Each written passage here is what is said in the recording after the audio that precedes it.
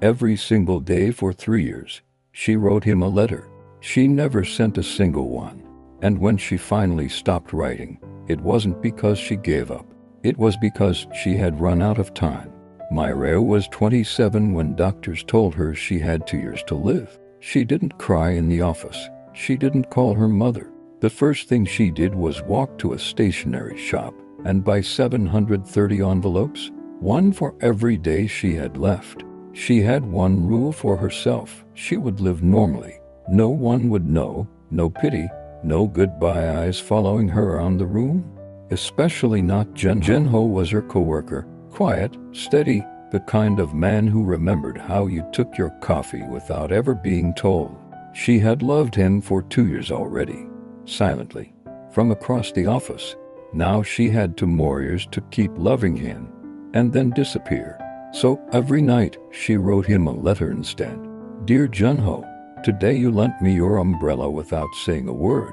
I stood in the elevator smelling the rain on it for 5 whole floors. I don't think I'll ever tell you that. Months passed.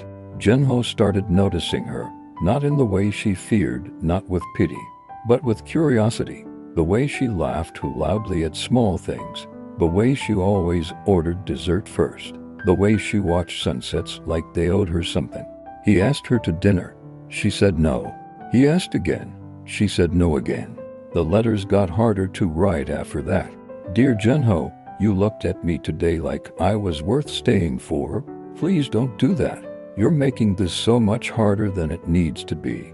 But one evening he waited for her outside the office in the rain, no umbrella this time, and said, I don't know why you keep saying no, but I'll keep asking until you tell me a real reason. She looked at him for a long moment. Then she said yes. They had 8 months together.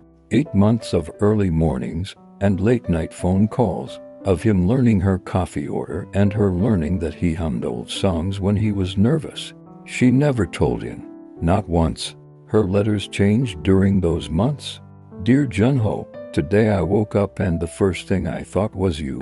I think that's the cruelest gift this illness ever gave me. It taught me what it feels like to be completely alive. She went quietly. A Tuesday morning in autumn, she had asked her sister to deliver the box after she was gone. Junho opened it alone in his apartment. 730 envelopes, every single one dated, every single one addressed to him. He read them all that night. By the time he reached the last one, his hands were shaking. The final letter was dated 3 days before she died. Dear Junho, I have 3 days left, and I've spent 2 of them just watching you sleep.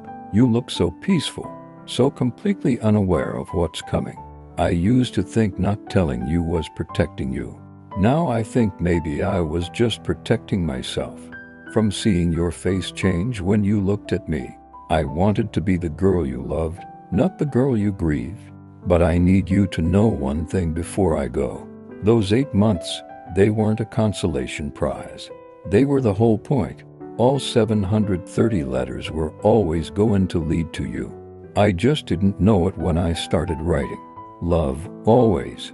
Myra. Hey.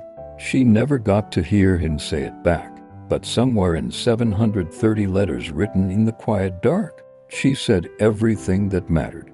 If this story moved you, share it with someone who needs to hear it today. And if you want more stories like this, you know where to find them.